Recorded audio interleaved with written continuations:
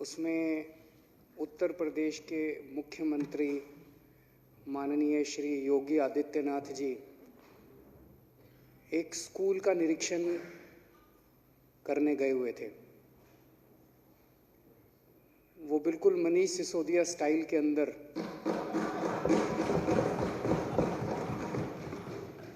एक स्कूल में जाते हैं, एक क्लास में जाते हैं, उस क्लास में फिर बच्चों से बात करने की कोशिश करते हैं, पर वो नीयत तो दिखी जाती है क्योंकि वो क्लास आर्टिफिशियल लग रही थी।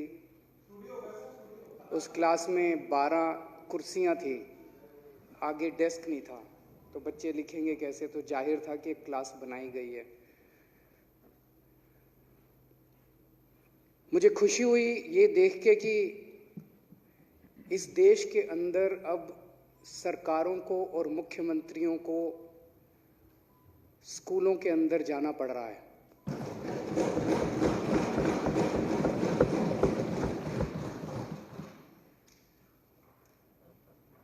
इसकी एक भूमिका है कि वो क्यों गए थे। उसके कुछ दिन पहले उनके कुछ अहंकारी मंत्रियों ने, उनके उप मुख्यमंत्री ने चैलेंज किया कि मनीष सिसोदिया जी उत्तर प्रदेश में आए, हमसे वाद विवाद करें, डिबेट करें शिक्षा के ऊपर। हम उनसे डिबेट करने को तैयार हैं, हम उनको अपने अच्छे स्कूल दिखाएंगे। उन्हें लगा कि इनको चुनौती देते हैं, ये आना तो है नहीं इन्होंने। उनको क्या पता था ये पहुंच गए वहां। तो ये लखनऊ पहुंच गए, बोले आ जाओ। वो मैदान छोड़ के भाग गए। ना तो वो डिबेट में आए, ये पूरा दिन बेचारे बैठे रहे वहां पे, इनका इंतजार करते रहे। वो ना तो डिबेट के लिए आए, ना उनको स्कूल दिखाने आए। तो फिर जब कोई नहीं आया तो ये बोले चलो मैं ही दिखाता हूँ, जब इतनी दूर आया हूँ, दिल्ली से हवाई जहाज का खर्चा करके लखनऊ आया हूँ।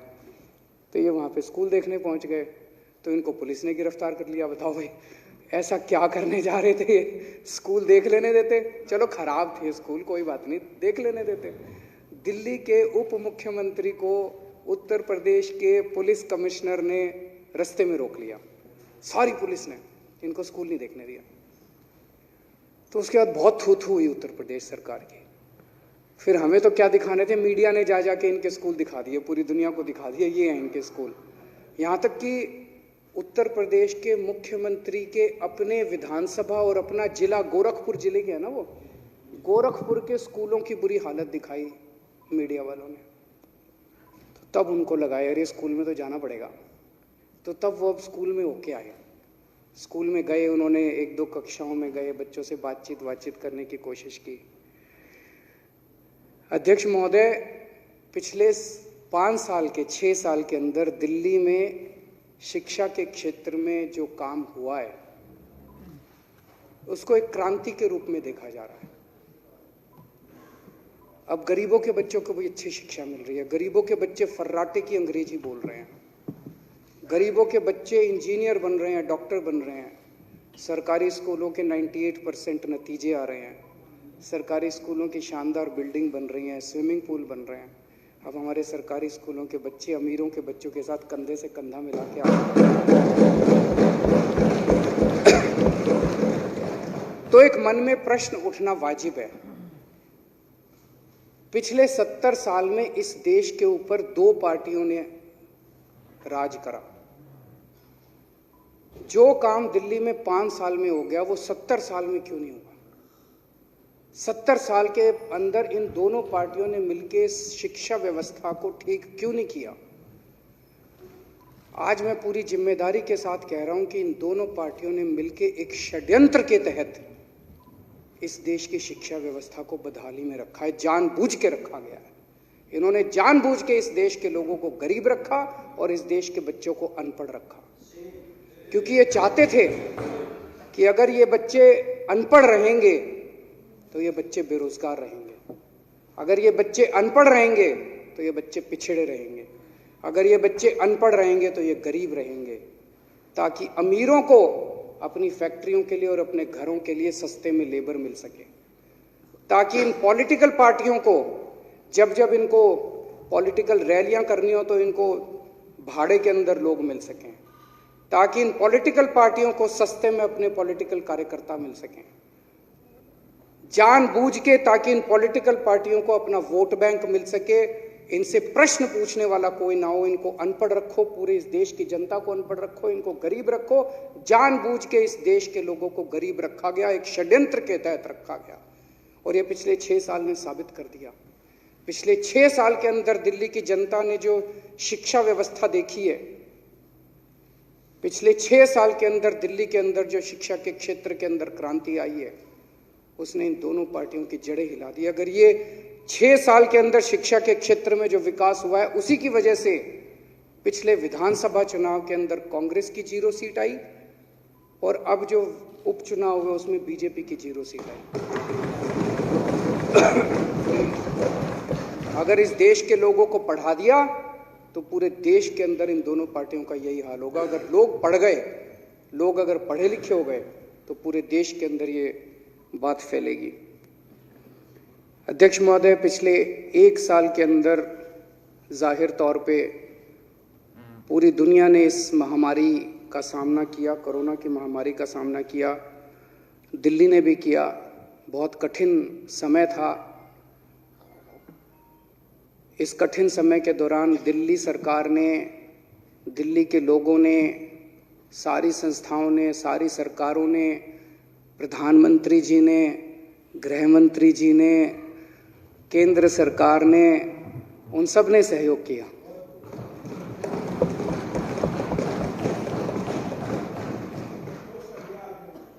हमारे सारे भाजपा के विधायकों ने भी बहुत सहयोग किया। सब लोगों के सहयोग से इतनी बड़ी महामारी कोई एक सरकार या एक आदमी से ठीक नहीं होती। अगर हम आपस में ये विवाद करें कि नहीं नहीं वो दवाई तो उसने भिजवाई थी, नहीं नहीं वो बेड तो इसने लगवाया था, सबने काम करा था। इतनी बड़ी महामारी थी, इतना बड़ा काम था, एक आदमी के करे नहीं होता था। और सबसे ज़्यादा काम करा डॉक्टरों ने।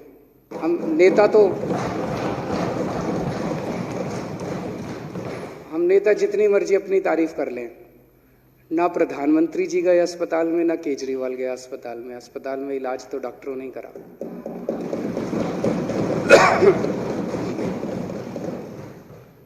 तो उन सभी का हम ये सदन पूरे दिल से इस दिल्ली के लोगों का और सभी डॉक्टरों का, नर्सों का, सभी का, जितने फ्रंटलाइन वर्कर्स थे, जितने हेल्थ केयर वर्कर्स थे, हम सबका शुक्रिया अदा करते हैं। नई नई पद्धतियाँ दिल्ली ने पूरी दुनिया को दी।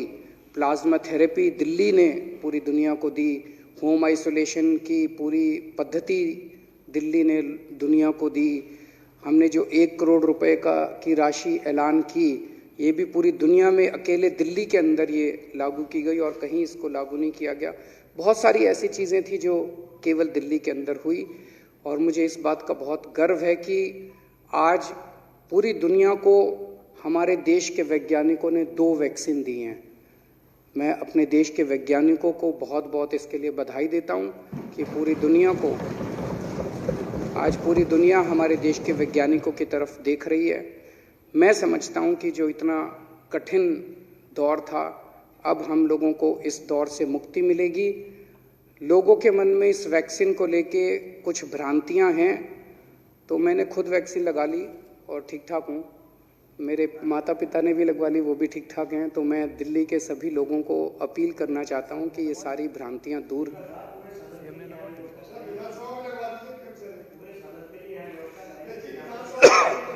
विधानसभा में लगवा दें। मुझे लगता है कि शोभा तब बढ़ेगी जब हम लोग भी आम लोगों की तरह अस्पताल में जाके,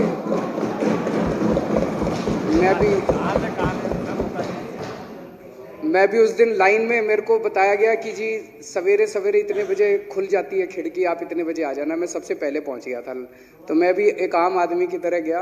और इस सदन की शोभा बढ़ेगी अगर हम सारे जने आम लोगों की तरह अस्पताल में जाके लगवाएं, और हम जो जाके लगवाएं अपना सोशल मीडिया में खूब प्रचार करें, ताकि लोगों के मन में जो भ्रांतियां हैं वो सब दूर हों, ताकि लोगों को लगे कि हाँ ये लोग भी लगवा रहे हैं और हम लोग भी लगवा सकते हैं। तो मैं सभी को अपील करना चाहता हूँ लोगों को कि ये सब भ्रांतियाँ दूर करें और सब लोग ज़्यादा से ज़्यादा लगवाएं। इस दौरान एक बहुत बड़ी समस्या जो लोगों के सामने आई वो थी रोज़गार की, और रोज़गार बहुत सारे लोग बेरोज़गार हो गए। पहले तो लॉकडाउन की वजह से धंधे बंद हो गए, और उसके बाद जब लॉकडाउन खुला भी तब भी अर्थव्यवस्था को पटरी में आने में काफ़ी समय लग गया।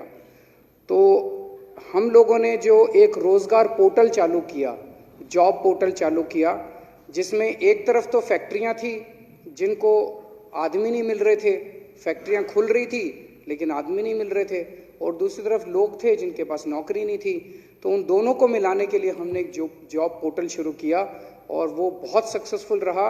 और मैं समझता हूँ कि दिल्ली के अंदर पिछले 1 साल में उस जॉब पोर्टल अकेले की वजह से लाखों बच्चों को नौकरियां मिली है इस कोरोना काल के दौरान। तो जिनके घरों में चूल्हे नहीं जल रहे थे उनके लिए ये बहुत अच्छा एक इनिशिएटिव रहा। अध्यक्ष महोदय, प्रभु श्री राम हम सबके आराध्य हैं। मैं व्यक्तिगत तौर पे हनुमान जी का भक्त हूँ। हनुमान जी रामचंद्र जी के भक्त हैं, तो उस नाते मैं हनुमान जी और श्री रामचंद्र जी दोनों का भक्त हूँ। प्रभु श्री राम अयोध्या के राजा थे। उनके शासनकाल में कहते हैं कि सब कुछ बहुत अच्छा था, सब लोग सुखी थे, किसी को किसी प्रकार का दुख नहीं था, हर तरह की सुविधा थी। उसे राम राज्य कहा गया। राम राज्य एक अवधारणा है। रामचंद्र जी भगवान थे, हम उनके सामने एक तुच्छ प्राणी हैं, हम इंसान हैं, हम तो कंपेयर भी नहीं कर सकते। लेकिन उनसे प्रेरणा लेके हम अगर उनके राम राज्य की अवधारणा के रास्ते पे चल के अगर एक जेन्युइन कोशिश, सार्थक कोशिश भी कर सकें, तो मैं समझता हूं हमारा जीवन धन्य हो जाएगा। और इस सदन के अंदर बैठे सभी, इस सदन का भी एक तरह से सार्थक वो हो जाएगा। तो उन्हीं से प्रेरणा लेके, प्रभु श्री राम से प्रेरणा लेके और उनकी राम राज्य की अवधारणा को दिल्ली के अंदर पूरी साफ सुथरी नीयत से लागू करने के लिए पिछले 6 साल से हम प्रयासरत हैं। और हमने एक तरह से 10 अपने मुख्य बिंदु बनाए हैं, 10 प्रिंसिपल्स बनाए हैं राम राज्य की अवधारणा से प्रेरणा लेके। उसमें सबसे पहला बिंदु है कि दिल्ली के अंदर कोई भूखा नहीं सोना चाहिए।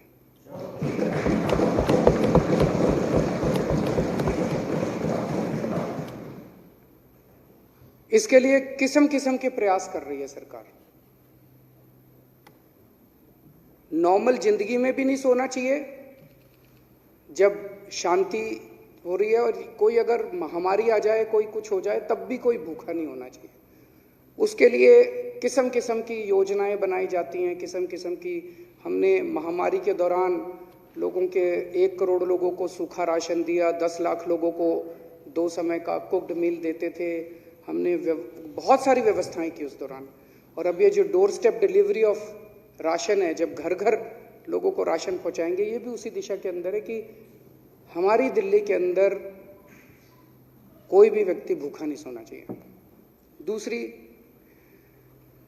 हर बच्चे को, चाहे वो गरीब का बच्चा हो, कितना ही गरीब का बच्चा क्यों ना हो, चाहे भिखारी का बच्चा भी क्यों ना हो, उसको शिक्षा मिलनी चाहिए, अच्छी शिक्षा मिलनी चाहिए।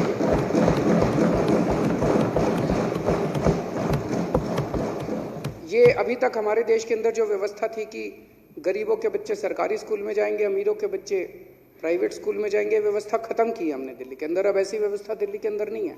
अब चाहे गरीब का बच्चा हो, चाहे अमीर का बच्चा हो, हर बच्चे को अच्छी शिक्षा दे रहे हैं, अच्छी से अच्छी शिक्षा दे रहे हैं। और अब हर बच्चे को एक जैसे पढ़ने के अवसर मिल रहे हैं और पढ़ने के बाद उनको एक जैसे नौकरी के अवसर मिल रहे हैं। रामराज की अवधारणा से प्रेरणा लेके हमारा तीसरा प्रिंसिपल है कि अगर कोई बीमार हो जाए तो चाहे वो अमीर हो चाहे वो गरीब हो, उसको बेस्ट इलाज मिलना चाहिए। ऐसा नहीं कि अमीर तो चला गया 5 स्टार अस्पताल में और गरीब बेचारा धक्के खा रहा है कहीं और। सरकारी अस्पतालों का जो बुरा हाल था उसको ठीक किया, मोहल्ला क्लिनिक बनाए, अब महिला मोहल्ला क्लिनिक बनाने जा रहे हैं। दिल्ली के अंदर रहने वाले हर नागरिक को, चाहे वो अमीर हो चाहे वो गरीब हो, उनको अच्छी से अच्छी, बेहतर से बेहतर स्वास्थ्य सेवाएं मिलनी चाहिए। प्रभु श्री राम के से प्रेरणा लेके हमारा चौथा प्रिंसिपल है कि चाहे कोई कितना भी गरीब क्यों ना हो,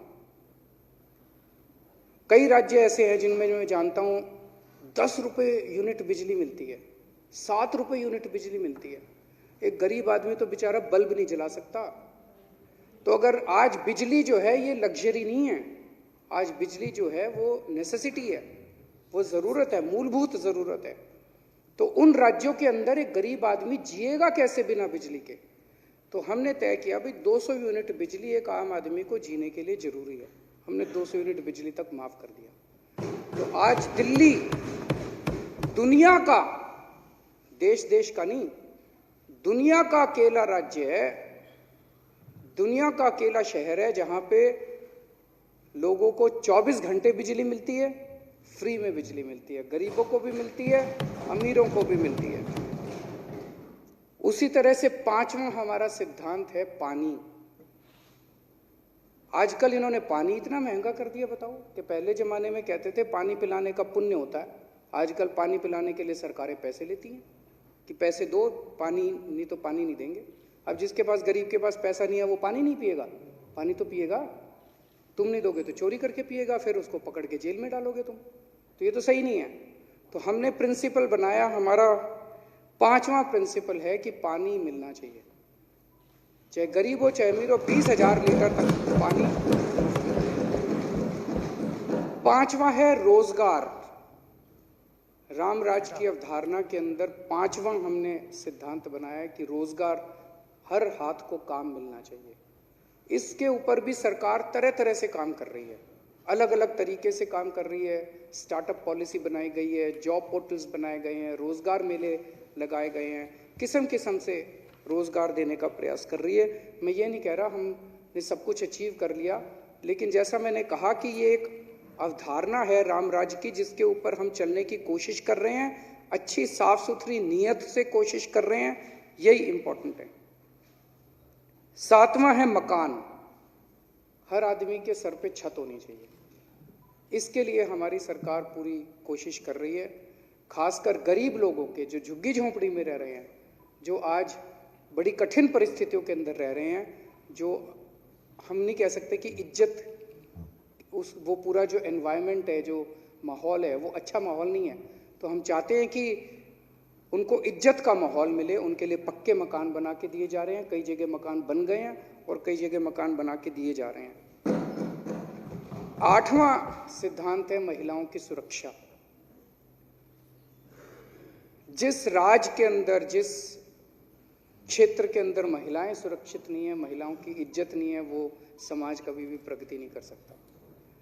मैं समझता हूं कि पुलिस हमारे अंडर में नहीं है, लेकिन इसका रोना रोने से कोई फायदा नहीं है। जिनके अंडर में है वो अपना काम करें।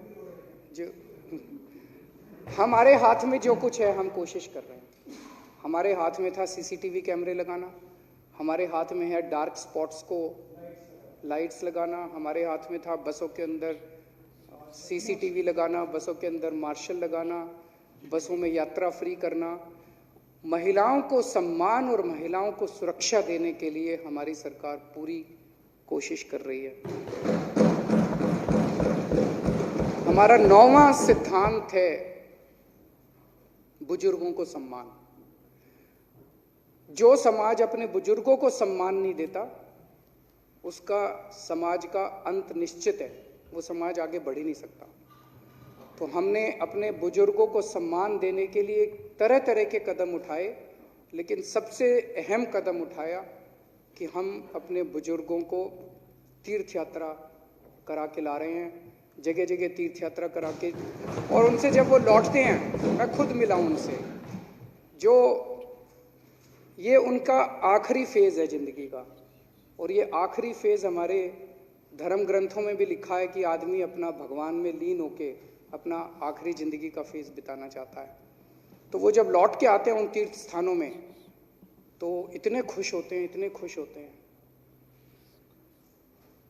अध्यक्ष महोदय, सुप्रीम कोर्ट के आदेश के बाद अयोध्या के अंदर अब एक भव्य मंदिर तो बनने जा रहा है। मैं दिल्ली के लोगों को, दिल्ली के हमारे सारे बुजुर्गों को कहना चाहता हूं कि एक बारी मंदिर बन जाए, आप सबको अयोध्या के फ्री में दर्शन करा सकते हैं।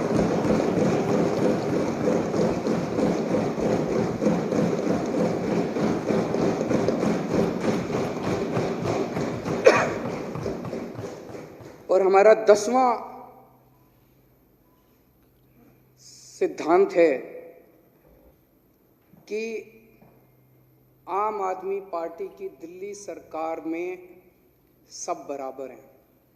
सभी जाति के धर्म, सभी जाति के लोग, सभी धर्मों के लोग, चाहे किसी भी धर्म के हों, चाहे हिंदू हों, चाहे मुसलमान हों, चाहे सिख हों, चाहे ईसाई हों, किसी भी जात के हों, चाहे ब्राह्मण हों, चाहे ठाकुर हों, चाहे वाल्मीकि समाज के हों, चाहे जाटव समाज के हों, चाहे इस समाज के हों, सभी जाति, सभी धर्म।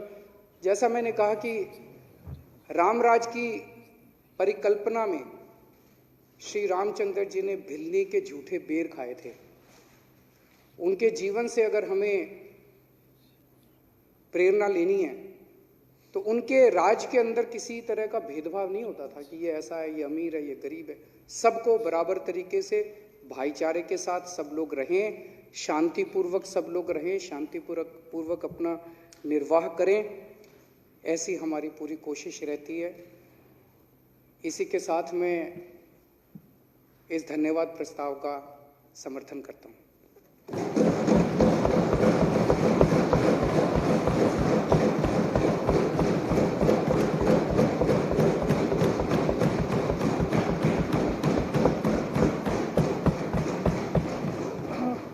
अब श्री गोपाल राय जी, माननीय विकास मंत्री द्वारा प्रस्तुत धन्यवाद प्रस्ताव सदन के सामने है।